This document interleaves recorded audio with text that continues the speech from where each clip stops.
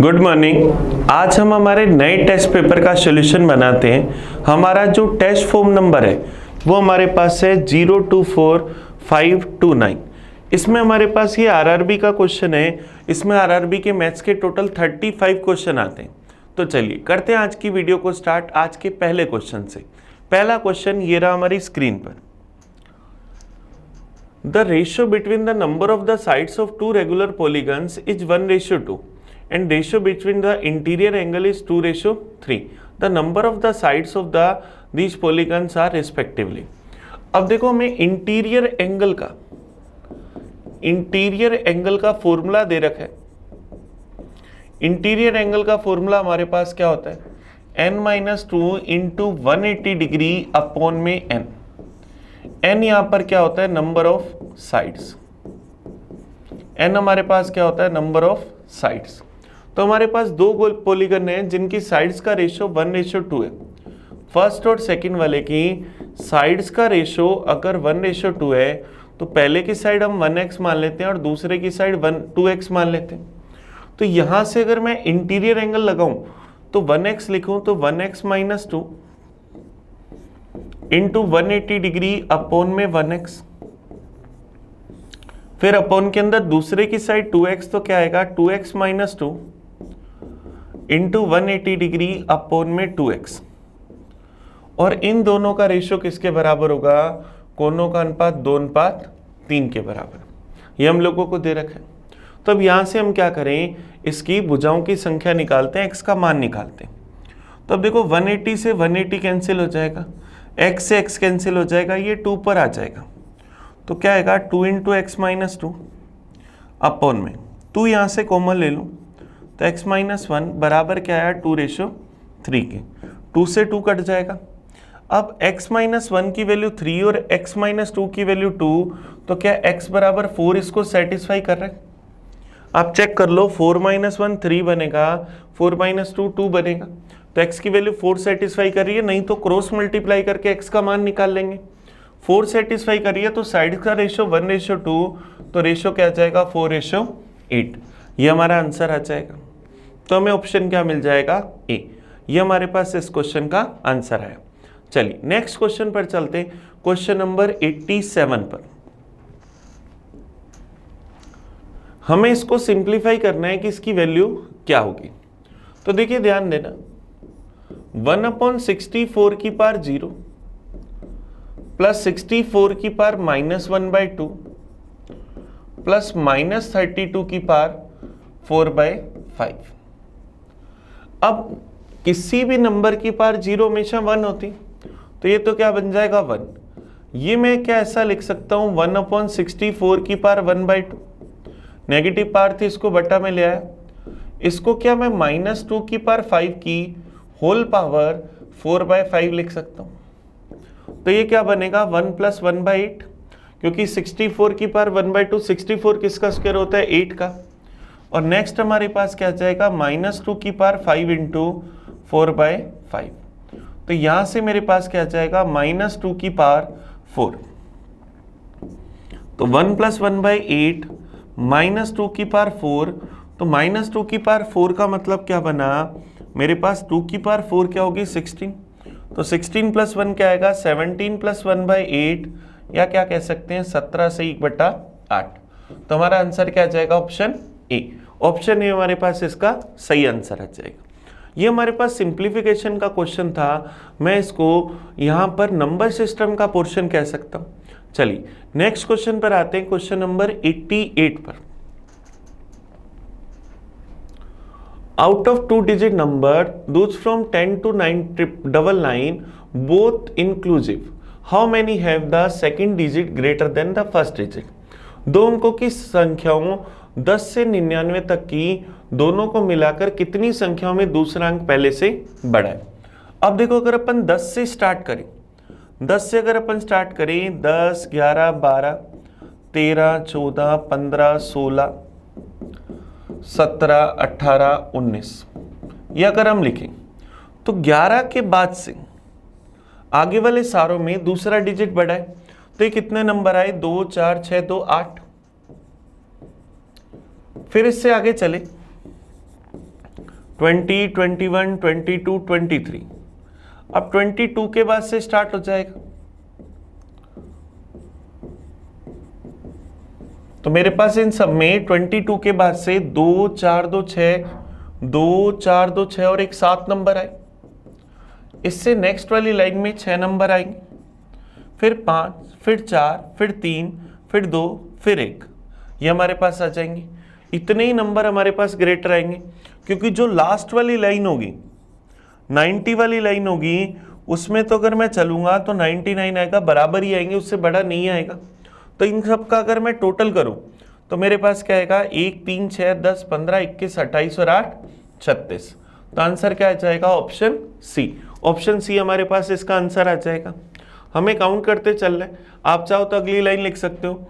यहाँ पर 34 से स्टार्ट होगा, फिर 45 से स्टार्ट होगा, फिर 56 से स्टार्ट होगा, फिर यहाँ से 67 से स्टार्ट होगा, फिर 78 से, फिर 89 से।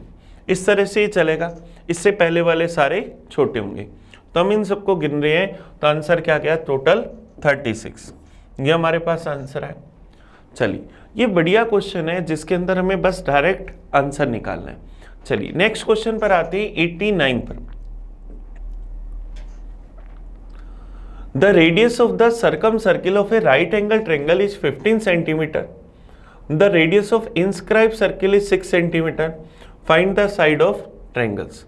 हमारे पास एक राइट एंगल ट्रायंगल है जिसकी सर्कम सर्किल की रेडियस, राइट एंगल ट्रायंगल में सर्कम सर्किल की रेडियस क्या h/2 होती, तो 15 बराबर अगर h/2 है तो हाइपोटेनियस कितनी आ जाएगी, 30। तो अब हमें एक साइड तो सबको मिल गई 30 और सारे ऑप्शन में 30 है भी। अब 30 से छोटी वैल्यू होंगी बाकी सारी, क्योंकि हाइपोटेनियस सबसे बड़ी होती है, तो इसको देखते ही आप छोड़ सकते हो। फिर नेक्स्ट हमें कह रहे हैं इनर सर्किल की रेडियस, ये क्या होती है, base plus perpendicular minus hypotenuse by 2 बराबर किसके होगा, 6 के।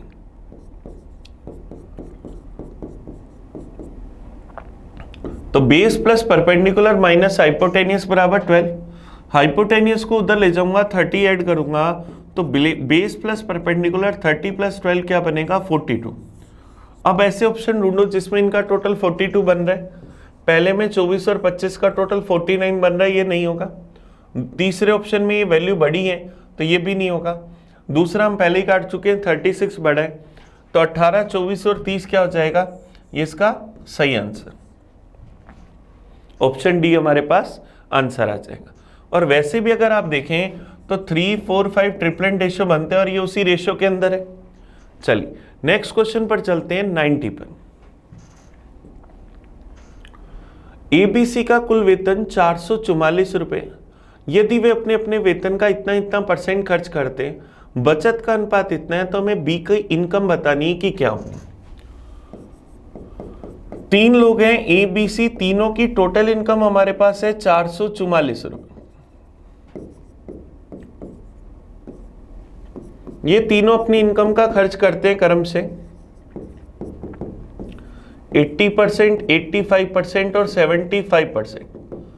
और इनकी सेविंग्स का रेशो हम लोगों के पास है 7:6:9। तो हमें क्या करना है, बी की इनकम बतानी है कि क्या होगी। चलिए कोशिश करते हैं। 80% को क्या 4/5 लिख सकते हैं, 85% को 17/20 और 75 को 3/4। बट्टा वाली वैल्यू ओरिजिनल वैल्यू होती है, तो ये इनकम थी, ये इसका खर्च है। 5 कमाए 4 खर्च करे तो बचाएगा कितने, 1 की वैल्यू अगर 7 तो 5 की वैल्यू 35, 35। 5 कमाए 4 खर्च करे बचाए कितने, 1 की वैल्यू 7 तो 5 की वैल्यू 35। 20 इनकम करी, 17 खर्च करे तो बचाए कितने, 3 की वैल्यू 6 तो 1 की वैल्यू 2 तो 20 की वैल्यू 40।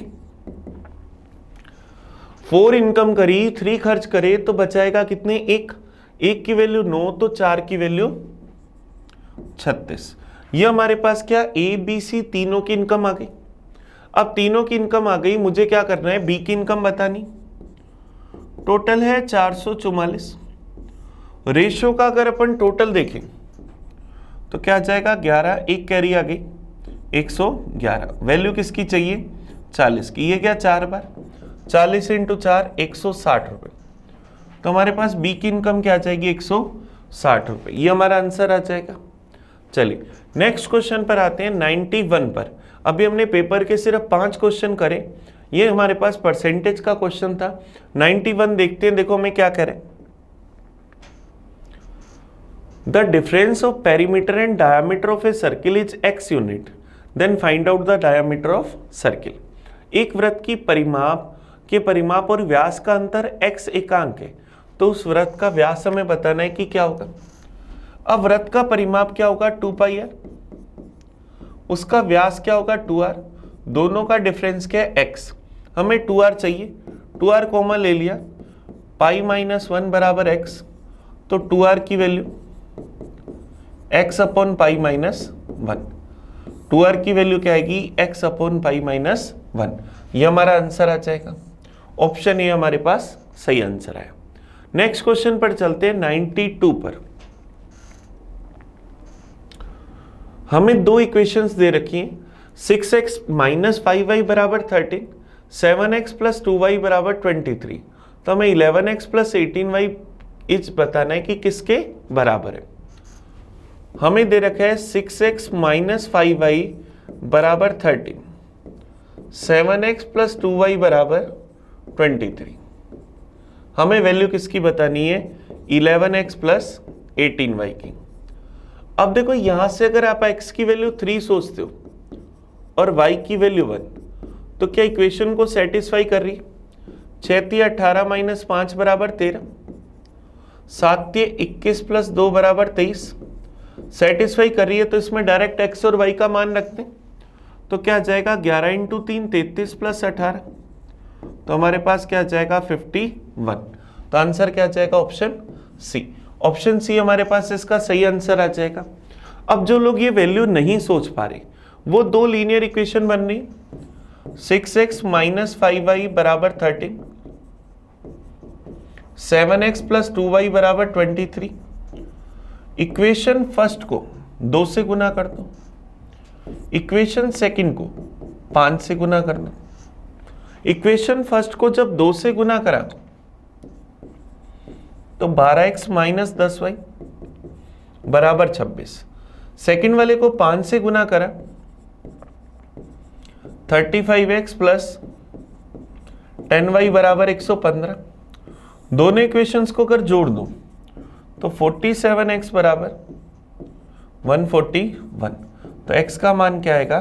3। x का मान 3 आएगा तो x की वैल्यू रखने के बाद y आ जाएगा। तो ये इसको करने का सेकंड तरीका। ऐसे तो सारी दुनिया ही करती, अगर आप इस तरह से वैल्यू सोचकर कर लो तो आपका आंसर बड़ी जल्दी आ जाएगा। चलिए नेक्स्ट क्वेश्चन पर आते हैं 93 पर। हमें x, y और z के मान दे रखे हैं, तो हमें बताना है कि इनमें से कौन सा सही है।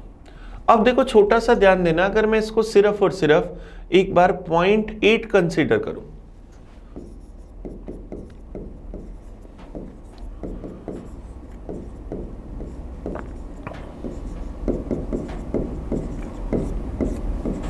अब देखो x तो ऐसे का ऐसा रहेगा 0.8।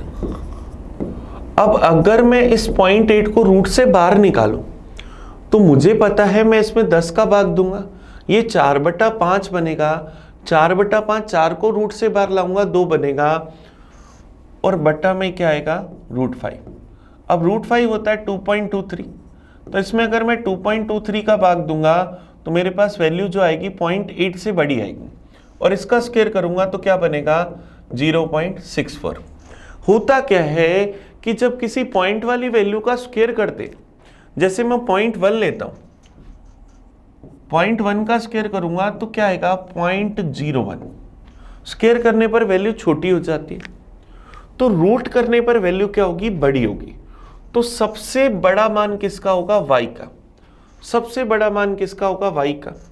तो मैं y को यहां पर लिख लेता हूं। उसके बाद नेक्स्ट वैल्यू किसकी होगी? उसके बाद नेक्स्ट वैल्यू आएगी x की, और उसके बाद नेक्स्ट वैल्यू जो आएगी वो z की। तो सबसे छोटा क्या होगा? z। सबसे छोटा z, फिर x, फिर y, ये हमारे पास आएगा। आपको अगर इसमें दिक्कत आए तो आप 0.4 कंसीडर करके सारे आंसर निकाल सकते हो। जैसे कि देखो x बराबर 0.4 रखें, y बराबर 0.4 का 0.4 रखेंगे तो गड़बड़ हो जाएगी ना, क्योंकि 0.4 को हम रूट से बाहर नहीं ला पाएंगे। तो यहाँ से अपन इसको कोई ऐसी वैल्यू मान लेते हैं जिससे हमें पॉइंट में रखने पर पूरा बाहर निकाल सके, रूट से बाहर निकाल सके। अब जैसे 64 है वो रख सकते हैं। तो जैसे देखो 0.4 रखने की जगह अगर मैं यहाँ पर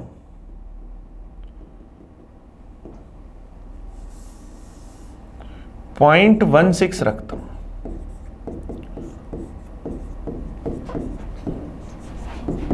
अगर मैं 0.16 रखता हूं तो x का मान क्या रहा, x का मान हमारे पास रहा 0.16, ऐसे कैसे।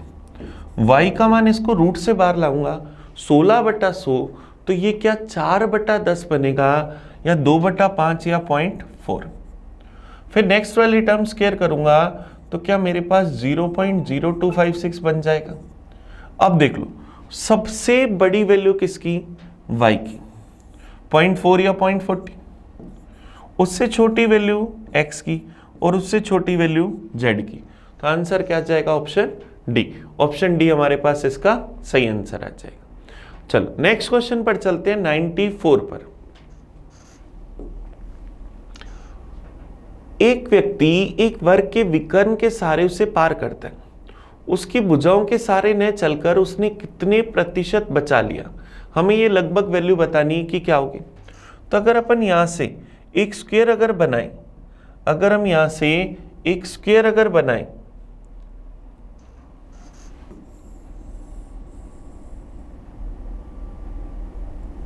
ये हम लोगों ने एक स्क्वायर बनाया, इसकी साइड अगर मैं a ले रहा हूं तो इसका जो डायगोनल होगा उसकी लेंथ क्या होगी, √2a। उसकी लेंथ क्या होगी, √2a।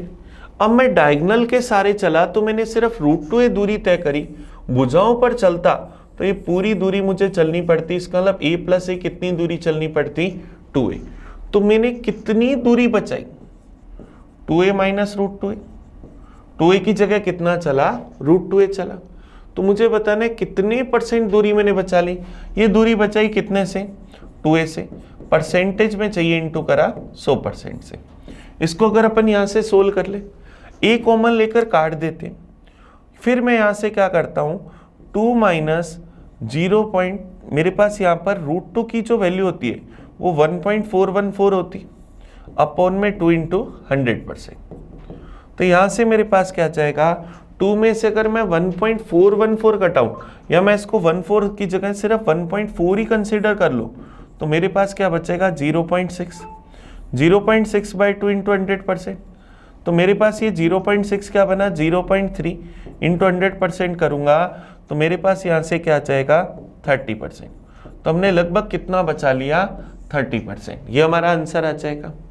तो देखो हमने सीधा सीधा कितनी दूरी बचा ली, 30% दूरी हम लोगों ने बचा ली।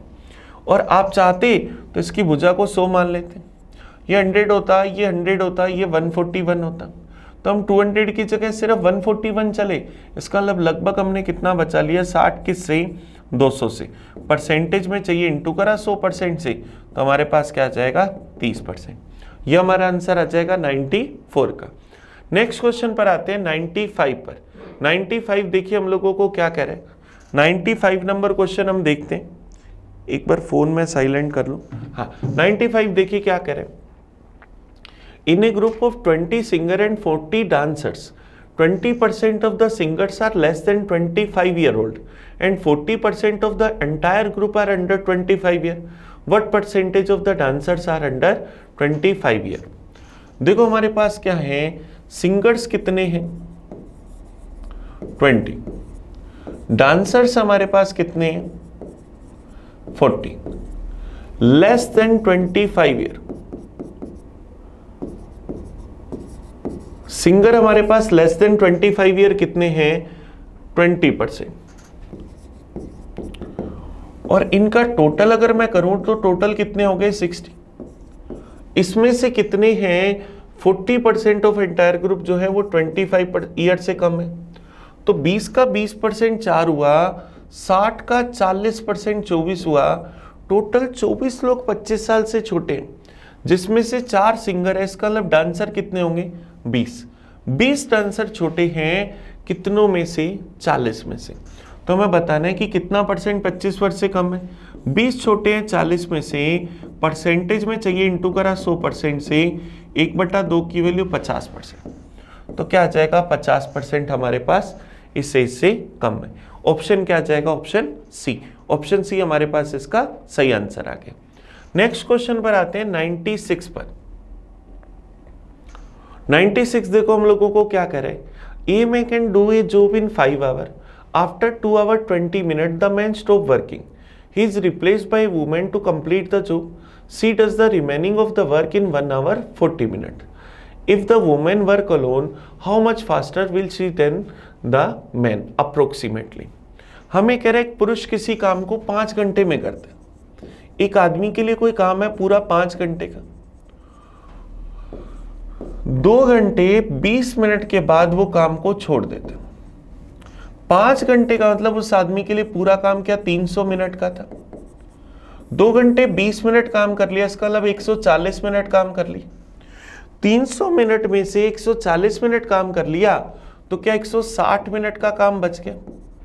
तो 160 मिनट का काम बचा कितने में से? 300 मिनट में से। तो इसका मतलब क्या आ जाएगा? 8/0 से 0 गया, 2 से काट दूं, 8/15 भाग काम बच गया।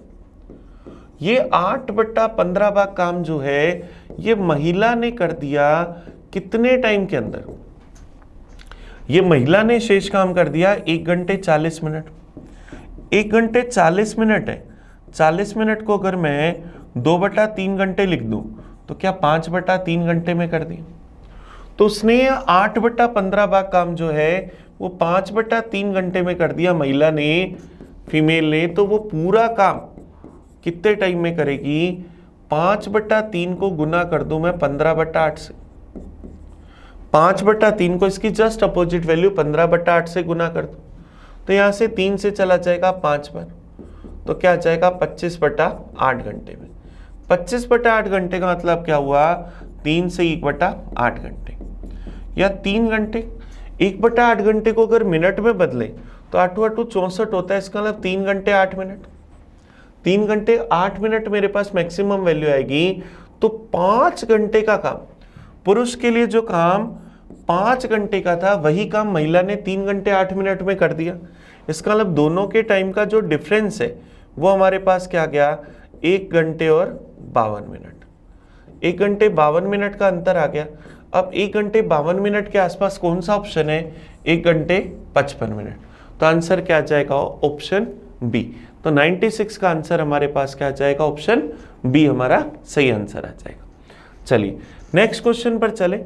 ये हमारे पास टाइम एंड वर्क का अच्छा क्वेश्चन था कि जो पुरुष काम कर सकता है 5 घंटे में, 2 घंटे 20 मिनट काम करने के बाद अगर उसने वो काम छोड़ दिया तो बचा काम कितना? बचा हुआ काम है 8/15 भाग। ये महिला ने करा 8/15 भाग 5/3 घंटे में, तो पूरा काम कर लेगी 25/8 घंटे में, या 3 से 1/8 घंटे में। तो 3 घंटे 8 मिनट में, तो दोनों का डिफरेंस 1 घंटे 52 मिनट। तो लगभग आंसर क्या जाएगा? 1 घंटे 55 मिनट अप्रोक्सीमेटली पूछा है, और इसके नियरेस्ट कोई भी ऑप्शन नहीं है, तो यही हमारा आंसर हो गया। चलिए नेक्स्ट क्वेश्चन पर आते हैं 97 पर। ये हम लोगों को दे रखा है और हमें x + y बताना है कि क्या होगा। अब देखो 2 की पावर x बराबर 8 की पावर y + 1, तो 2 की पावर x बराबर 8 को क्या मैं 2 के क्यूब की पावर y + 1 कह सकता हूं। तो 2 की पावर x बराबर 2 की पावर 3y + 3 लिखा जा सकता है। बेस बराबर तो पावर भी बराबर, तो x बराबर क्या आएगा? 3y + 3। तो सबसे पहले तो हमें ये इक्वेशन मिल गई, x बराबर 3y + 3। नेक्स्ट जो हमें सेकेंड टर्म दे रखी है 9 की पावर y बराबर 3 की पावर x - y। 9 को क्या मैं 3 के स्क्वायर की पावर y बराबर 3 की पावर x - 9 कह सकता हूं। तो 3 की पावर 2y बराबर 3 की पावर x - 9। तो 2y इक्वल आ जाएगा x - 9 के। सेकेंड इक्वेशन हमारे पास ये बन गई। 2y equal to x minus 9 के।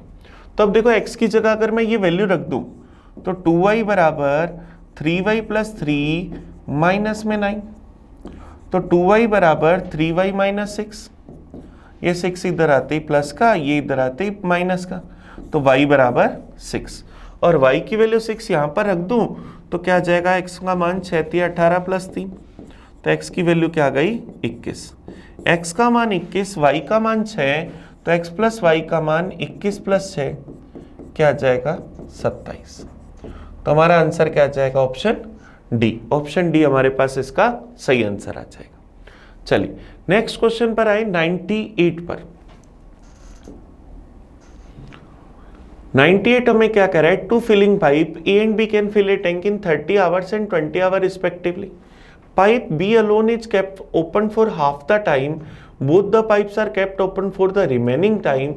In how many hours will the tank be completely filled? पूरा टैंक कितने घंटे में भर जाएगा हमें ये बताना है। पाइप A टैंकी को भर सकती है 30 घंटे में,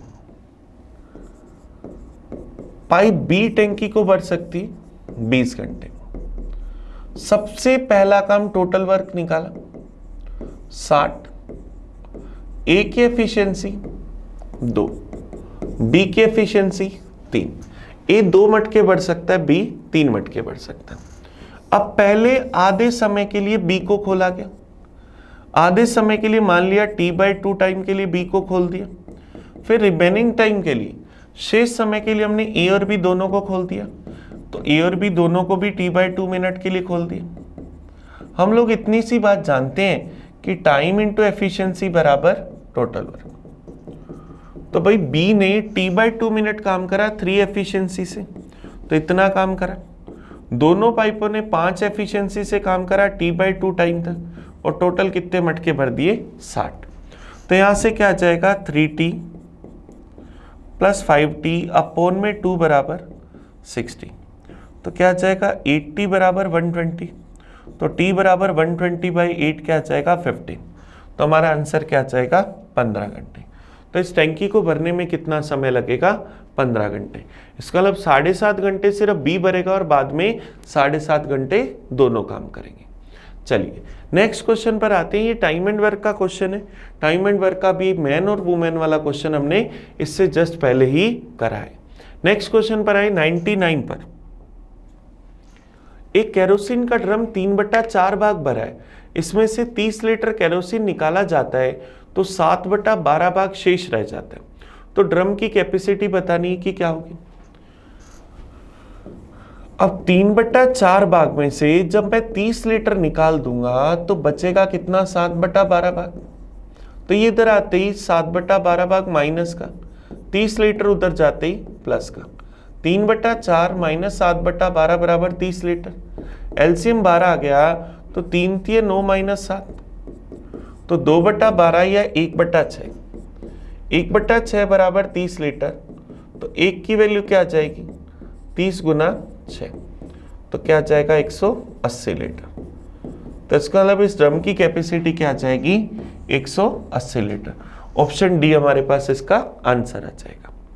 चलिए नेक्स्ट क्वेश्चन पर आए, क्वेश्चन नंबर 100 पर। दिए गए डायग्राम में AOB बराबर 70 डिग्री, AX OB पर लंब है, तो हमें OBC का मान बताना है कि क्या होगा। चलिए कोशिश करते हैं। ये वाला जो एंगल हम लोगों को दे रखा है ये कितना दे रखा है 70 डिग्री। AOB 70 degree. हमें पता है सेंटर पर 70 बना तो सरकमफ्रेंस पर आधा बनेगा 35 डिग्री। हमें पता है जो AX है, AX जो लाइन है वो क्या है OB पर लंब है, तो ये एंगल क्या हुआ 90 डिग्री। इसका मतलब मैं ये कह सकता हूं मेरे पास ये वाला जो डायग्राम बन रहा है वो कुछ इस तरह से बन रहा है क्या कि ये एंगल 90 डिग्री, ये एंगल 35 डिग्री CXB, और हमें एंगल बताना है OBC, ये वाला एंगल बताना है। तो ये वाला एंगल क्या होगा, ये 90 है तो इन दोनों का सम भी 90 होगा। तो 90 में से अगर मैं 35 घटा दूं तो मेरे पास क्या जाएगा 55 डिग्री। ऑप्शन क्या जाएगा, ऑप्शन सी 90 माइनस 35 डिग्री, और 90 में से 35 घटाते ही 55 डिग्री हमारा आंसर आ जाएगा। चलिए नेक्स्ट क्वेश्चन पर आए 101 पर 101 नंबर 101 नंबर क्वेश्चन देखो मैं क्या करे, 3 बिनों का योग 2 से 11/24 है। सबसे बड़ी बिन में सबसे छोटी बिन का भाग दे दिया जाए तो रिजल्ट 7/6 आता है, जो मध्य बिन से 1/3 अधिक है। तो सबसे छोटी बिन ज्ञात करनी है कि क्या होगी। हमने मान लिया कि हमारे पास जो 3 बिन थी वो ए बी सी थी, तो a प्लस बी प्लस सी बराबर 2 से 11/24, तो 24 दूना 48 प्लस 11 59/24। अब हमने इसी सीक्वेंस में मान ली a सबसे बड़ा, b उससे छोटा और c सबसे छोटा। सबसे बड़ी बिन में सबसे छोटी बिन का भाग देते हैं तो हमारे पास क्या आता है 7/6, और ये 7/6 जो है वो क्या है, मध्य बिन से 1/3 अधिक है। तो मध्य वाली बिन में अगर 1/3 जोड़ दें तो बराबर किसके आएगा 7/6 के। तो b का मान यहां से 7/6 माइनस 1/3, तो एलसीएम 6 आ जाएगा, 7 माइनस 2, तो b का मान क्या आ जाएगा 5/6।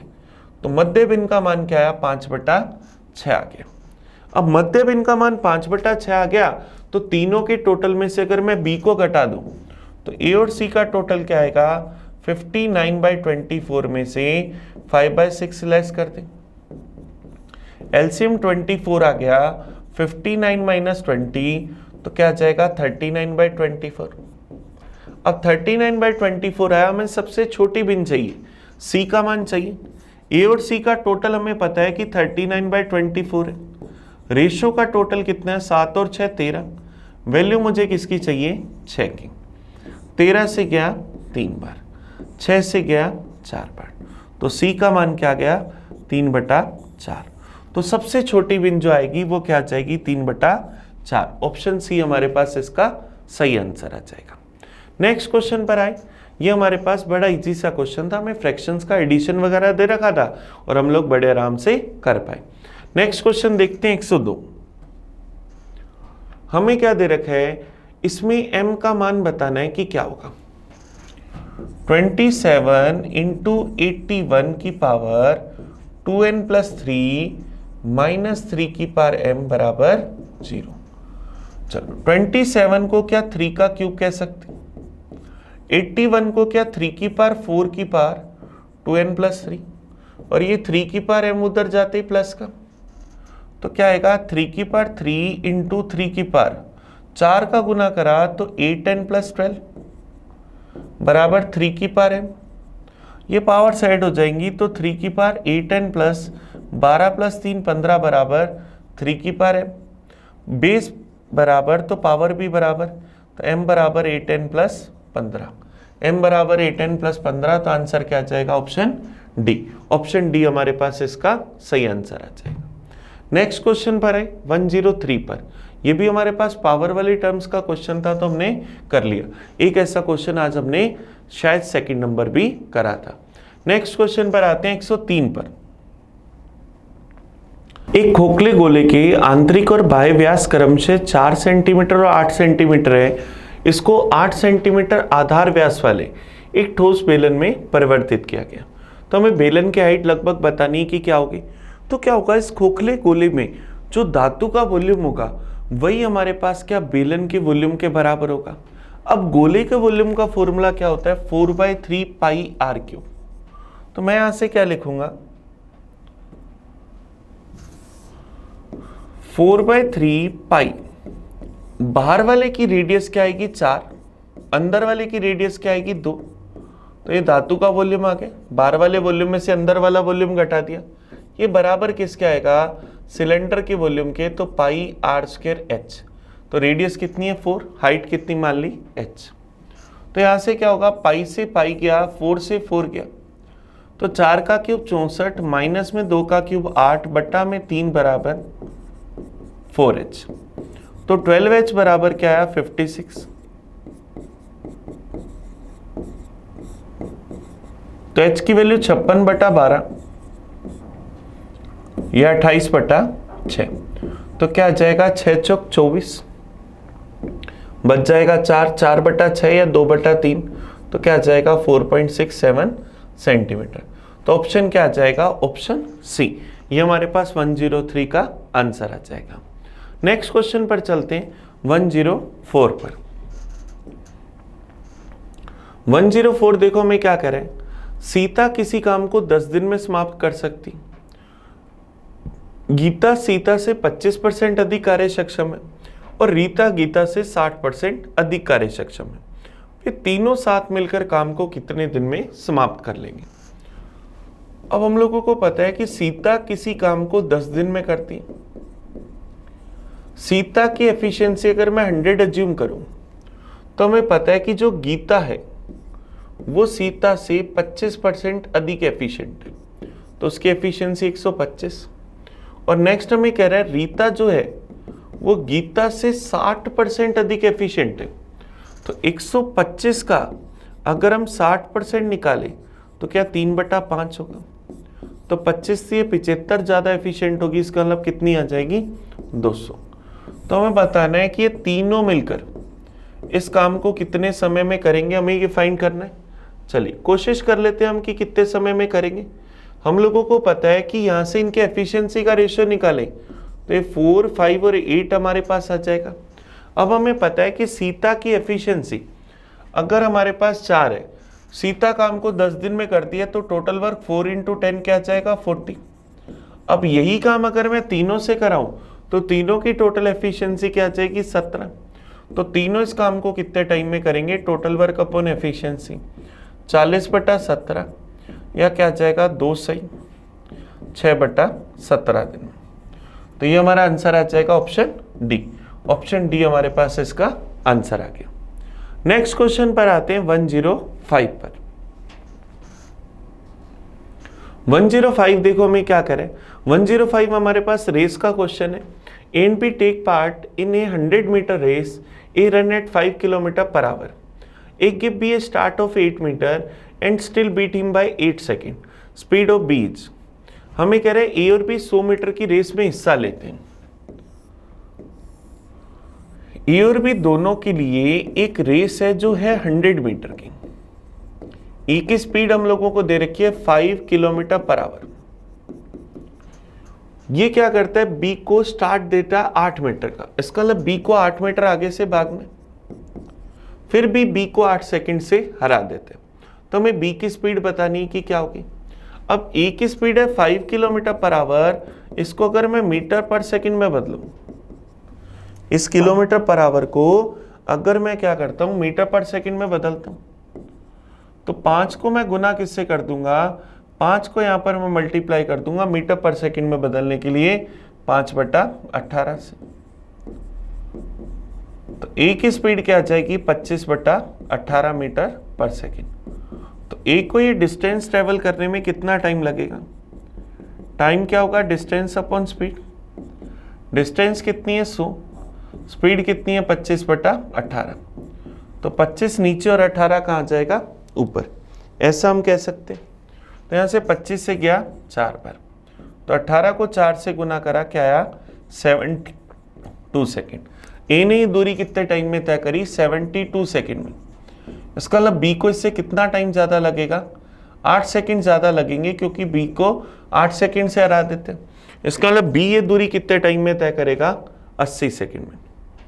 तो यहाँ पर बी को 80 सेकेंड लगे कितने मीटर चलने में, 92 मीटर चलने में, क्योंकि 8 मीटर का तो स्टार्ट ही मिल गया, 92 मीटर ही चलना है। तो बी को इसमें कितना टाइम लगेगा, बी की स्पीड बतानी, तो स्पीड क्या होगी डिस्टेंस अपॉन टाइम।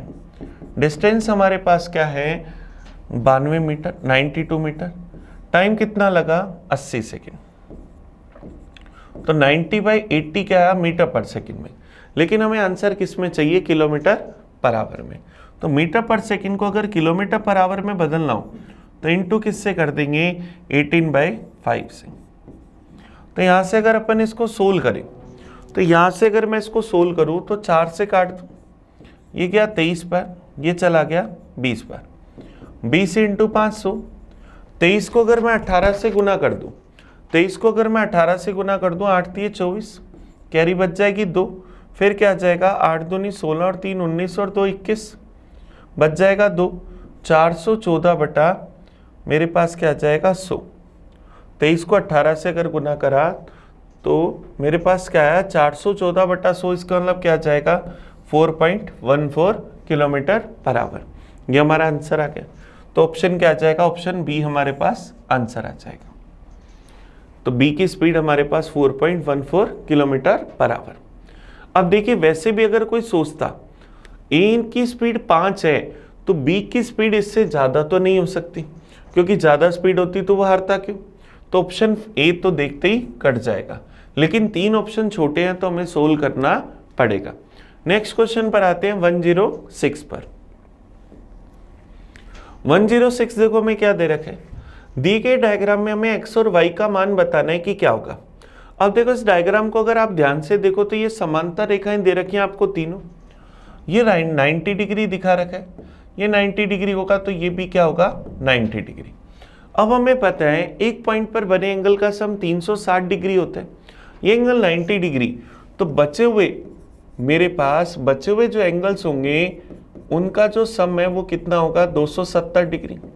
तो 3x plus 10 degree plus y बराबर 270 डिग्री। तो यहाँ से 3x प्लस y का मान क्या आया 260 डिग्री। तो सबसे पहली वैल्यू तो हमें ये मिल गई। अब अपन अगर एकांतर खंड पर में लगाएं कि मेरे पास ये एंगल अगर यहाँ पर x है, ये एंगल अगर मेरे पास यहाँ पर x बन रहा है, तो अपन इसमें z की शेप बनाकर और एंगल चेक कर सकते हैं।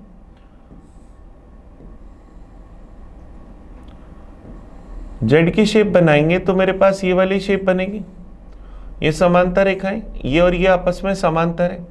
तो ये एंगल अगर x है, मेरे पास z के अंदर वाले कोण तो है नहीं, तो यहाँ पर मैं ये तो नहीं कह सकता, लेकिन ये y है तो ये भी क्या होगा y होगा। अब ये y होगा तो x और y दोनों एक स्ट्रेट लाइन पर, तो x और y का सम कितना हो जाएगा 180 डिग्री। मेरे पास दो इक्वेशन बन गई, एक तो x और y का सम 180 डिग्री और दूसरी इक्वेशन बन गई 3x प्लस y बराबर 260 डिग्री। तो इक्वेशन फर्स्ट में से अगर मैं सेकंड घटा दूं 3x प्लस y बराबर 260 डिग्री, x प्लस y बराबर 180 डिग्री, इसमें से अगर इसको घटा दूं तो मेरे पास y से y कैंसिल, तो 2x बराबर क्या आ जाएगा 80 डिग्री। तो x बराबर क्या आया 40 डिग्री। अब जब x 40 है, दोनों का टोटल 180 है, तो y क्या हुआ 140। तो आंसर क्या आ जाएगा ऑप्शन सी, x बराबर 40 डिग्री और y बराबर 140 डिग्री।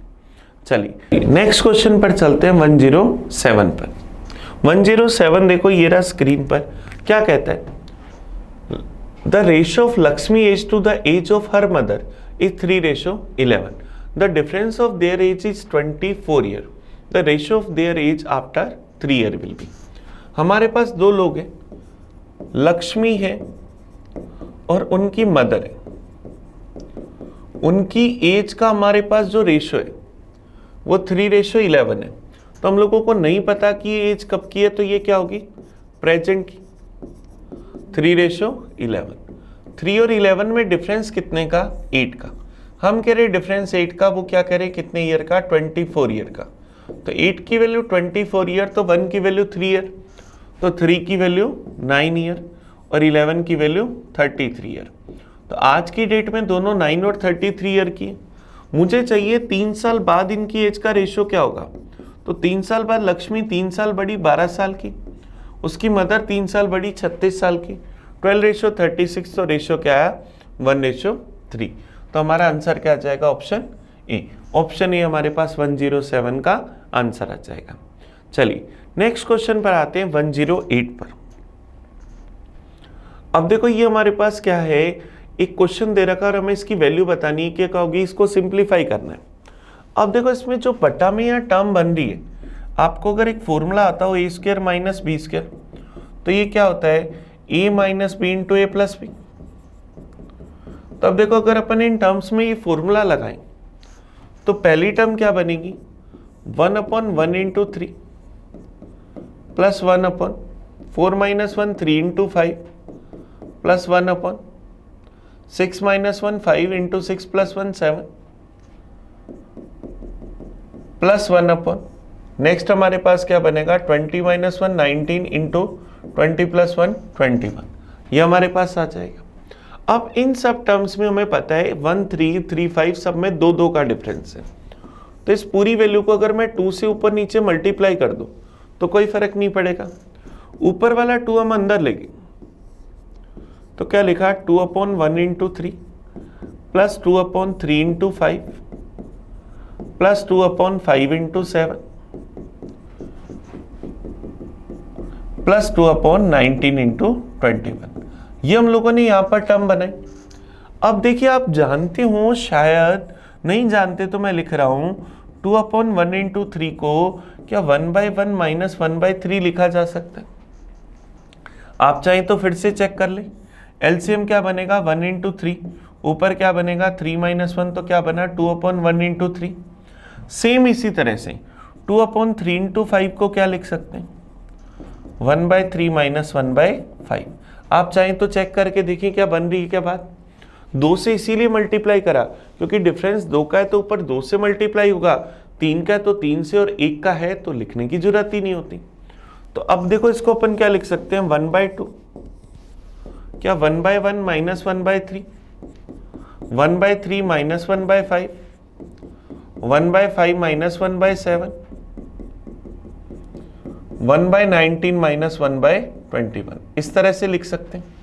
तो ये सारी टर्म्स कट जाएंगी, सिर्फ फर्स्ट और लास्ट बचेगी क्या, तो क्या आएगा 1/2 इंटू 1/1 माइनस 1/21, तो 1/2 एलसीएम क्या है 21, 21 माइनस 1, तो क्या है 1/2 इंटू 20/21, 2 से कट जाएगा 10 टाइम, तो 10/21 हमारा आंसर आ जाएगा।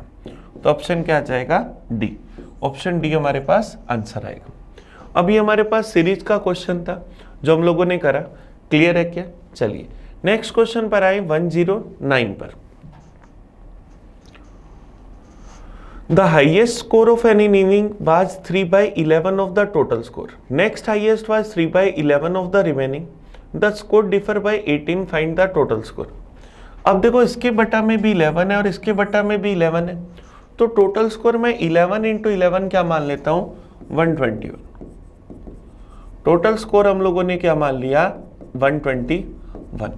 तो जो हाईएस्ट स्कोर था वो कितना था 121 का 3/11, तो क्या आ जाएगा 33। हाईएस्ट स्कोर क्या आ जाएगा 33। नेक्स्ट जो हाईएस्ट स्कोर है वो रिमेनिंग का, तो रिमेनिंग स्कोर कितना हुआ, रिमेनिंग अगर अपन स्कोर चेक करें तो रिमेनिंग स्कोर क्या होगा 121 माइनस 33, तो क्या आ जाएगा 88। तो सेकंड हाईएस्ट अगर अपन निकालें तो वो क्या आएगा 88 का 3/11, तो क्या आ जाएगा 24। तो दो स्कोर आए 33 और 24। इन दोनों स्कोर्स का हमारे पास जो डिफरेंस है वो हमारे पास कितना है 9 का। हम कह रहे हैं डिफरेंस 9 का, वो क्या कह रहे हैं कितने का 18 का। 9 की वैल्यू 18 तो 1 की वैल्यू 2। हमने हाईएस्ट स्कोर टोटल स्कोर माना 121, तो टोटल स्कोर क्या आएगा 121 इंटू 2 242।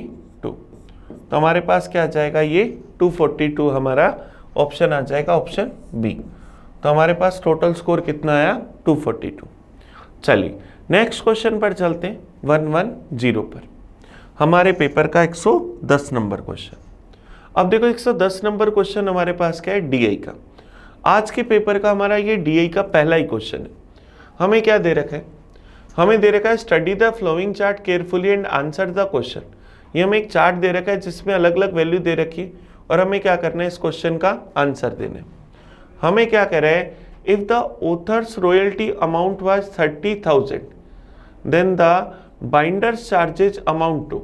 यदि लेखन की रॉयल्टी 30,000 रुपये है तो जिल्द बांधने वाली की धनराशि हमें बतानी है कि क्या होगी। अब देखो हमें लेखन की रॉयल्टी ये हमें कितनी दे रखी है 30 डिग्री, 30% दे रखी है। 30% की वैल्यू कितनी है 30,000। और हमें क्या बताना है जिल्द बांधने वाले की धनराशि। अब जिल्द बांधने वाले की धनराशि कितनी है 12%, तो हमें 12% की वैल्यू चाहिए। 30% की वैल्यू 30,000, तो 1% की वैल्यू 1,000, तो 12% की वैल्यू 12,000। तो ऑप्शन क्या आ जाएगा ऑप्शन ई। ऑप्शन ई हमारे पास इसका सही आंसर आ जाएगा। नेक्स्ट चलते हैं क्वेश्चन नंबर 111 पर। 111 इसी पाई चार्ट का क्वेश्चन है। हमें क्या कह रहा है, यातायात द्वारा बनाए गए कोण का केंद्रीय माप, the central angle subtend by transportation. Transportation की अगर अपन बात करें कितना है 4%। हमें पता है 100% की वैल्यू 360 डिग्री के बराबर, तो 1% की वैल्यू 360/100, हमें वैल्यू चाहिए 4% की, तो 360/100 गुना में 4, 0 से 0 क्या, 36 को 4 से गुना करा 144/10, तो क्या जाएगा 14.4 डिग्री। तो आंसर क्या जाएगा सी। तो 4% की वैल्यू क्या है 14.4 डिग्री। नेक्स्ट देखिए, नेक्स्ट क्वेश्चन देखते हैं 112। हमें बताना है प्रचार और विविध खर्च द्वारा बनाए गए केंद्रीय कोणों का अंतर बताना है कि क्या होगा। The difference between rental subtend by advertisement and miscellaneous.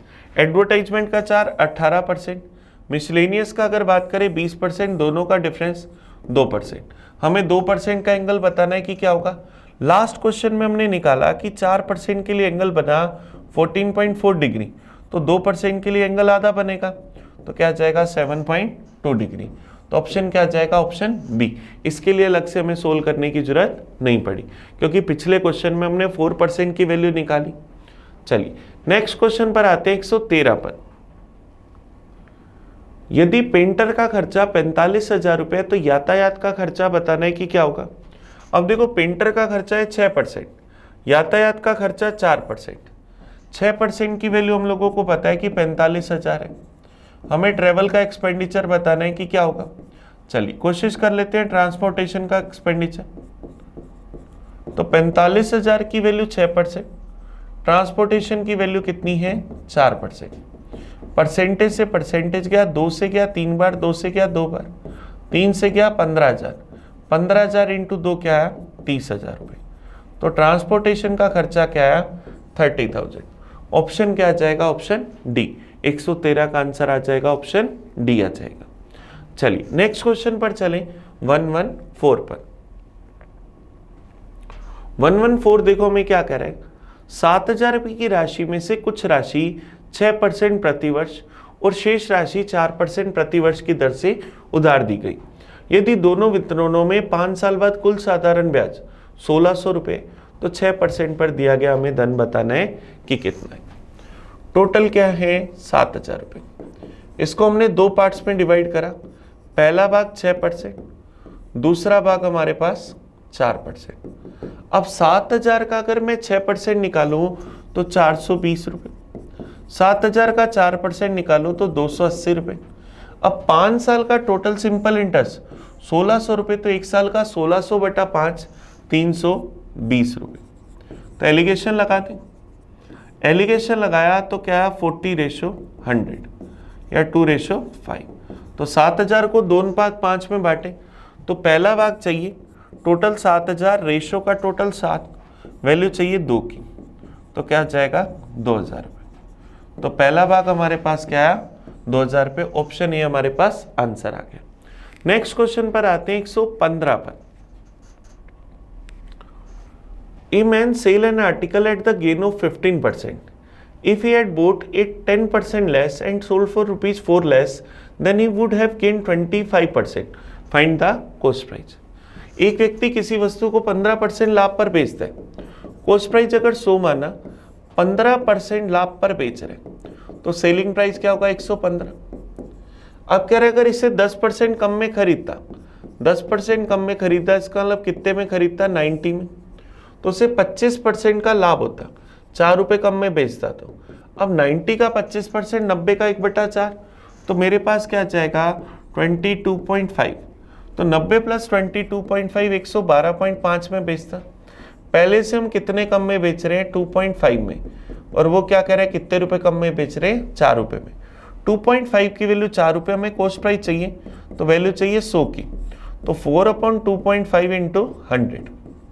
यहाँ से पॉइंट हटाऊंगा तो 0 पर, 25 से क्या एक बार, ये क्या 4 बार, 40 × 4 क्या जाएगा 160 रुपये। तो इसका कॉस्ट प्राइस क्या जाएगा 160 रुपये। ये हमारा आंसर आ जाएगा ऑप्शन ए। चलिए नेक्स्ट क्वेश्चन पर चलें 116 नंबर पर। हमें इस वैल्यू को सिंप्लीफाई करना है कि क्या होगा। अब देखो इस वैल्यू में ऊपर और नीचे वाली टर्म्स को अगर देखें तो ये सारी 2 की टर्म में बन रही है, तो अपन इसको 2 की टर्म में लिखकर सोल्व करते।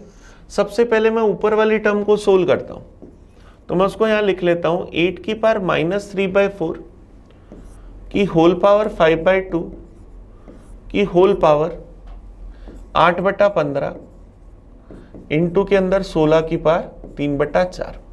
तो इसको अगर मैं लिखूं 2 का क्यूब 2 की power 3 into -3/4 into 5/2 into 8/15 into के अंदर 2 की पावर 4 इंटू 3/4, ऐसा हम लिख सकते हैं।